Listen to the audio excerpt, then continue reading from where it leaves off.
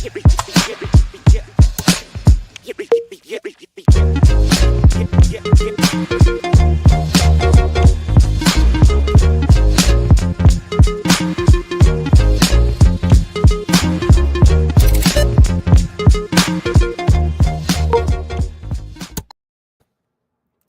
back, everybody. Hey, this is. I know, right?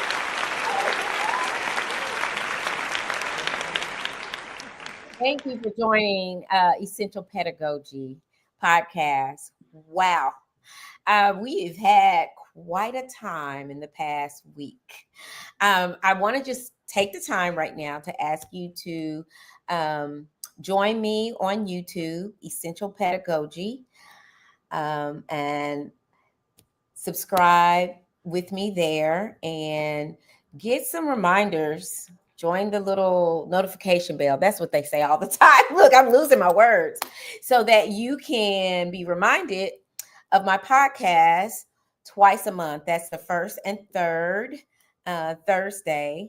And I go live and it's streamed on different platforms, but please join me on YouTube as well. Today's topic is gratitude. I am feeling, I felt a little defeated because of the election. I did not vote for Trump, and I'm sorry if you have something against me because of my choice. There are so many things on both sides that I can identify with as far as my Christian values and values for our future as a foundation of this country. I am an educator, as you guys all know, and I am so pro public education because that's where I have done my life work. And I believe that having a public education, being a daughter of an immigrant woman, has afforded me the education in this country so that I can help others. And that's how I feel like this country has been made great. And I feel like I have been used to help other people be thinkers, to understand how to make decisions for themselves and to be compassionate for themselves and towards other people. But I'm not talking about that anymore. I know that since I'm a believer, God provides for those that love Him and acknowledge Him in their walk in this life. And so I can walk with a little bit more confidence and not think that it's going to be doomsday. Not think it's going to be doomsday.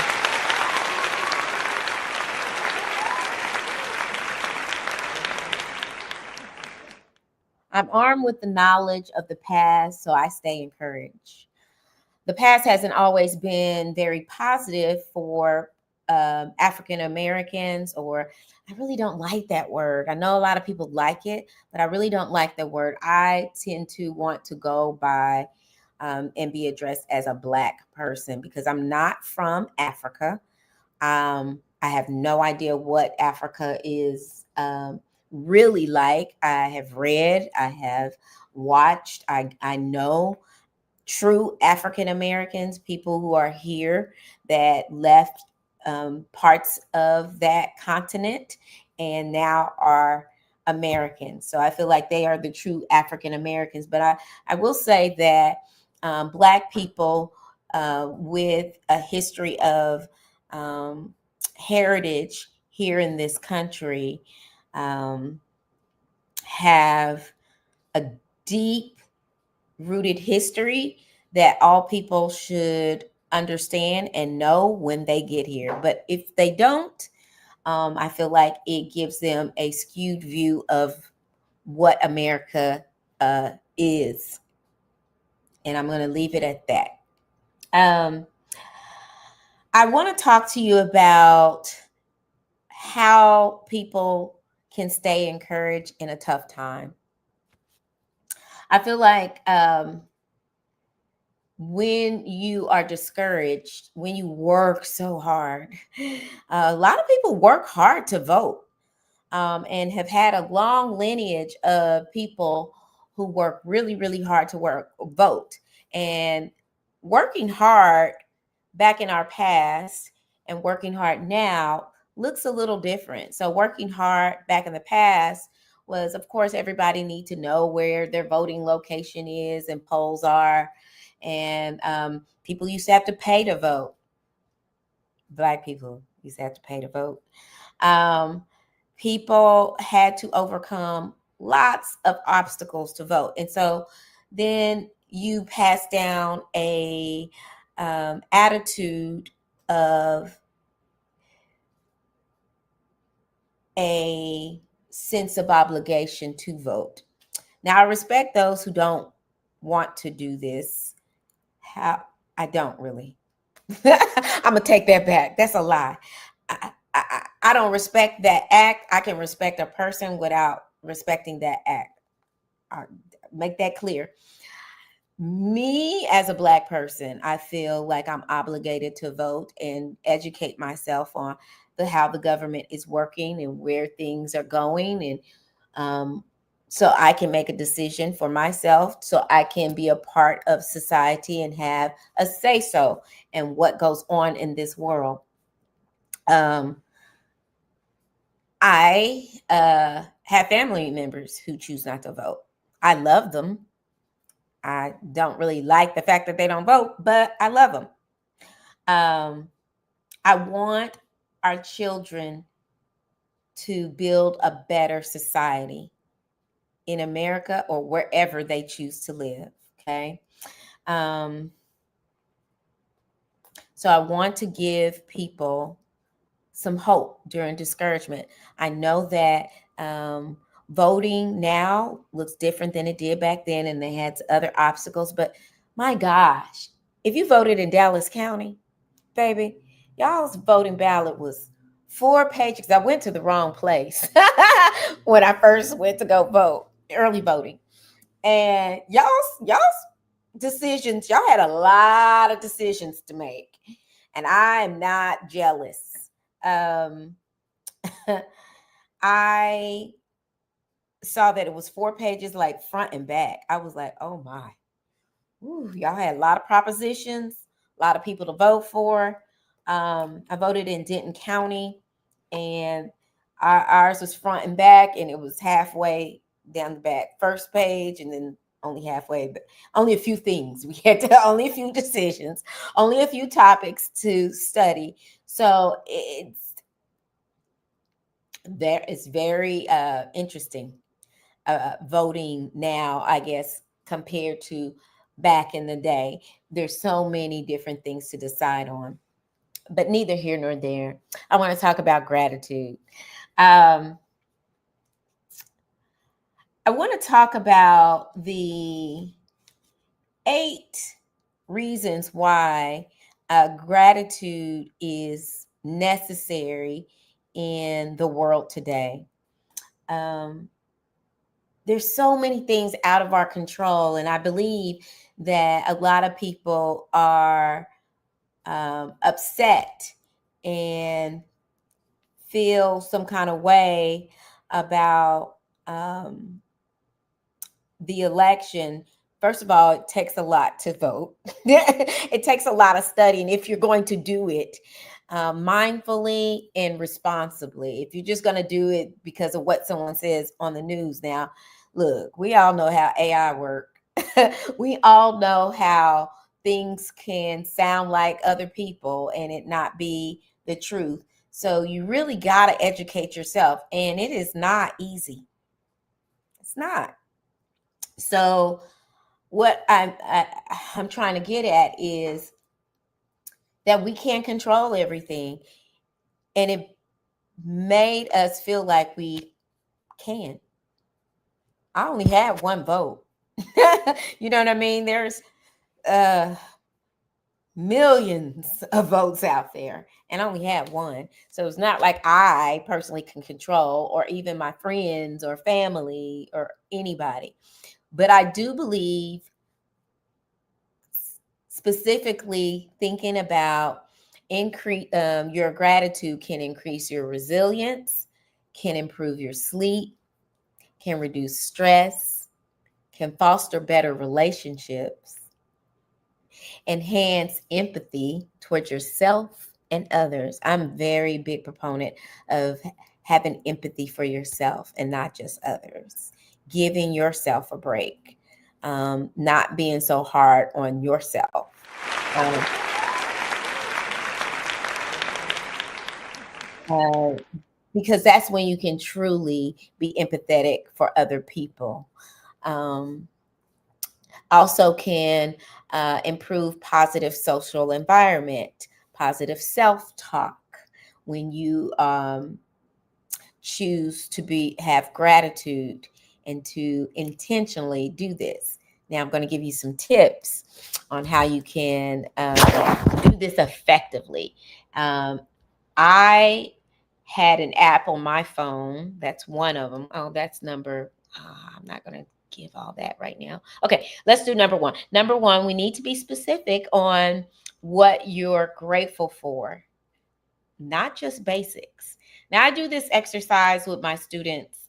In fact, every day we answer a this or that question, or just a simple question at attendance. So everyone in my class knows that when you come into class, you look at the board and it has several different pieces of information on it. But the main information that my kids are looking for every day is the question of the day that they have to answer. So they can be thinking about what their answer may be. Yesterday, it was a snow ski or water ski. Which do you choose? And so some people said water ski, some people said snow ski. It turned into a tiny little conversation in class. Helps us get to know one another better. Some people don't know how to swim. Some people love to swim. Some people travel. And so you get to know people better. But today's question was, what are you grateful for? Now, I left it open to that because as the days get closer to the holiday of Thanksgiving, I'm going to make the students be more mindful and more specific by asking the question in a different way. Like saying, using the alphabet F. What are you grateful for that starts with the letter F? Or what are you grateful for that starts with the letter H? One of the things that I said today I was grateful for was hot water. I like me some hot water. I have taken cold showers before. Um, this has been a challenge that our pastor has given us to create mindfulness around being grateful, because we live in a first world country, and in other countries, hot water is not a given, electricity is not a given. And so he has challenged us to take a cold shower for a week, or sleep on the floor for a night, or whatever. He has thought up that is really small luxuries in America. And I say they're small luxuries is because we take them for granted. Sleeping in a bed, you know, having hot water to bathe in. We take them for granted. So if we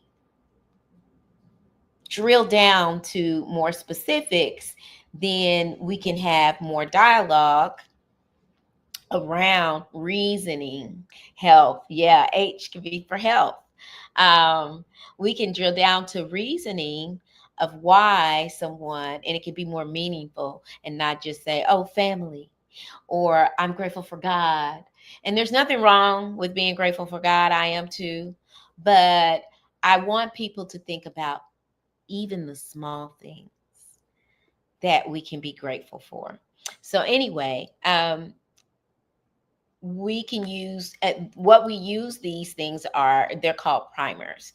It gets your mind thinking about the details of what your answer could be. So primers to get people to drill down to very detailed things of gratitude, because in order to make this a longevity exercise in your life, you can't just do basics every day. I'm grateful for God.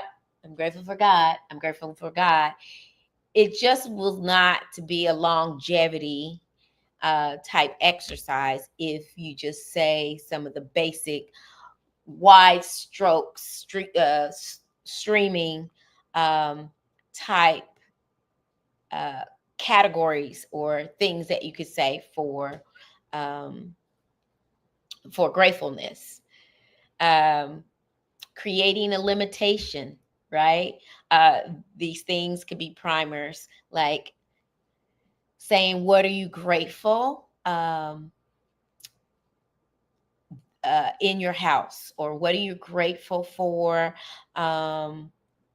this year that you were not grateful for last year?" Offering those limitations of thinking can make people drill down into specifics. Um, Practicing mindfulness, really think about what you're doing at a certain time that you're doing it. That's mindfulness. Really focusing on just one thing at a time. I think that we all suffer from trying to do too many things at once. Um, we are listening to a podcast. We are doing laundry. We are trying to write, you know, to pay bills while we listen to a podcast. So we got all these little windows open on our phone. We're doing laundry, um, watching a child, which you're not watching a child when you're doing all that. So we have tried to multitask our lives to keep up. When now, in order to do things well, we really need to be more mindful and practice doing one thing at a time, and then really becoming disciplined enough to where we are giving the task the amount of time that we need to complete it. Okay. Whether that means getting up early or going to bed late or denying ourselves of certain things in order to, like scrolling on social media, in order to get some things done mindfully. Okay. Um, oh, using tech reminders. So I was going through a tough time when I went through a divorce. And now the divorce wasn't a bad time. It was the aftermath of the divorce that was a bad time. And it threw me in a vicious loop of negativity. I thought, now, first I thought, I hate him so much right now. I hate him so much right now. I hate him so much right now. It manifested to assigning negative things, ringtones to this person's phone number. It went so far as not being able to really see the person's face, or even I erased the name out my phone, but I had to be in touch with this person because of, we share children. Anyway, it got so bad that not only was my negativity um, was towards him, but it came back to me because I was so angry that I started feeling bad in my body. I started losing weight. And I ain't got weight to lose, I tell you that.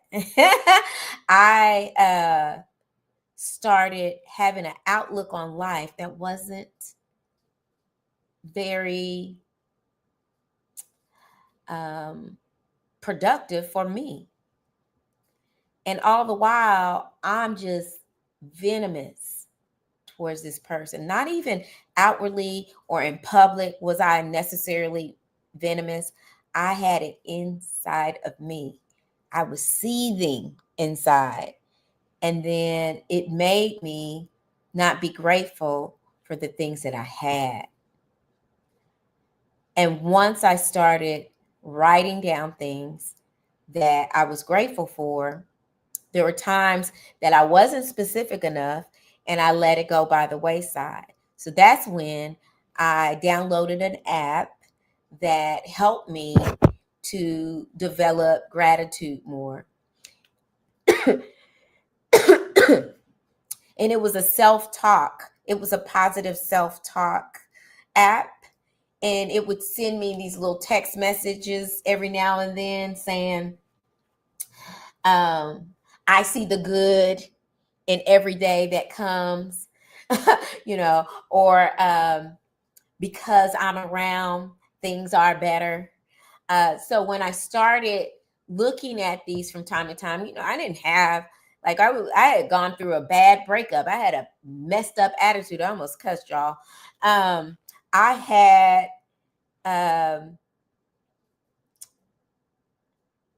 had hatred towards that person, which turned around on myself because I was like, well, I made the decision to be with this person and they're just messing up my life. And I hate that I made this decision. I'm the dumbest person in the world. And so when I was thinking these thoughts, it just made me walk a life of disgruntledness. And when I started looking, and no one was texting me on a very regular basis, right? So when I got these little messages that spoke positively to myself, and I started listening to podcasts that were positive, I started changing the way I felt about myself. I've done a lot of work on myself. I have I've been on a journey for a long time now of positive self-talk. And if you have had a habit of talking negative to yourself, dang, I should have known better. I'm so stupid. Or I can't believe I did that. That is ridiculous. Or I'm not pretty enough. I don't have enough. I don't speak like another person. I don't know how to do these things, so I'm not very smart. If you start talking to yourself, you'll start believing these things and walking it out. But when I started getting messages that I bring light to the world or I reflect light to the world, and nobody else was texting me, so every time my phone would ding, I would look forward to these messages. And what it did was foster a spirit of gratitude. And so now I pray that it never leaves me, that I never forget.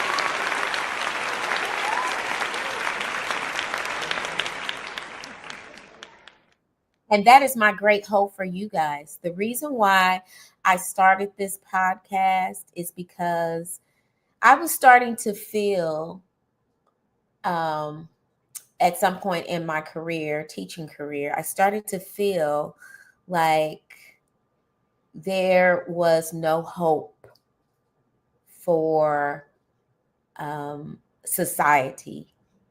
I felt like it was a lost cause. These people don't care about education, don't care about the kids, all this, right? It was right around when COVID first hit and crap hit the fan as far as people,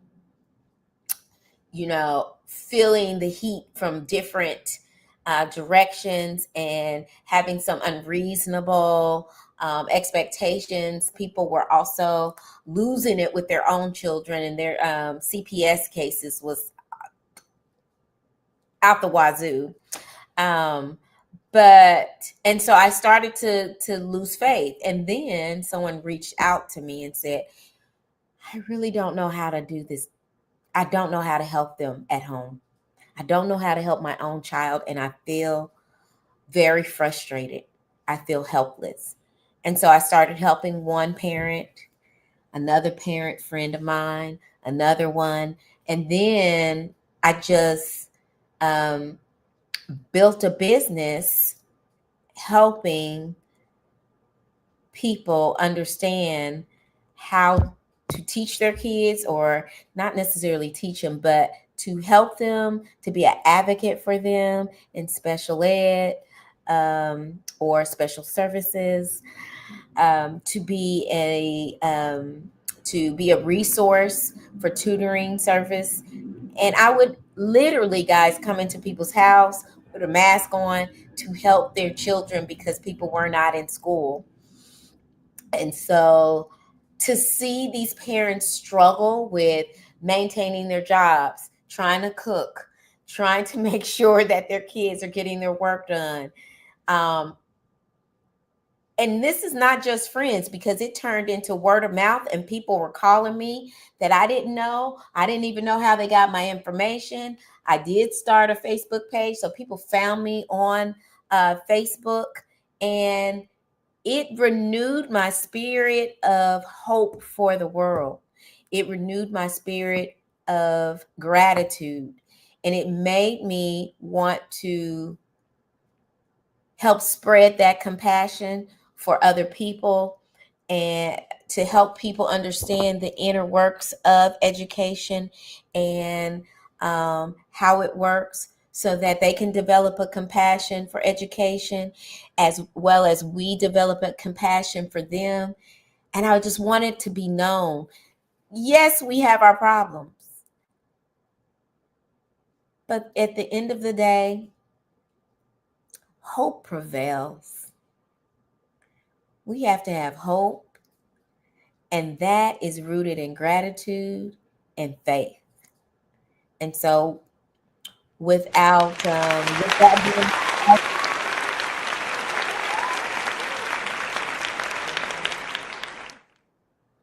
we have to have faith and we have to have hope.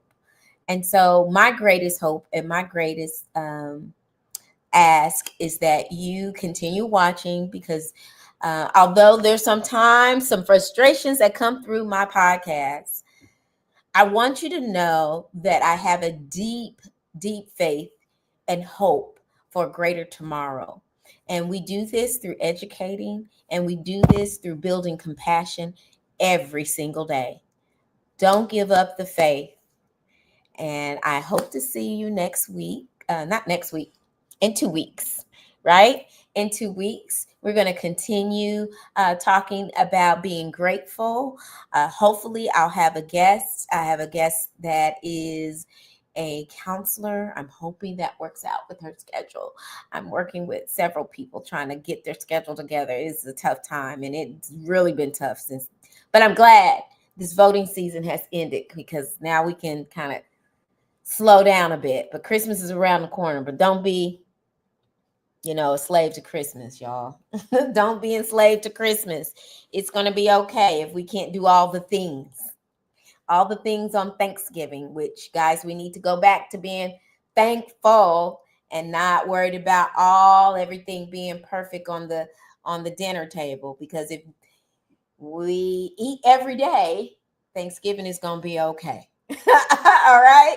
So I want you guys to take that with you, and I'll see you guys in 2 weeks. Don't forget to subscribe to Essential Pedagogy on YouTube and to hit the notification bell.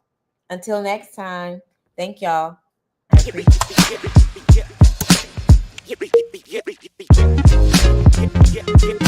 it.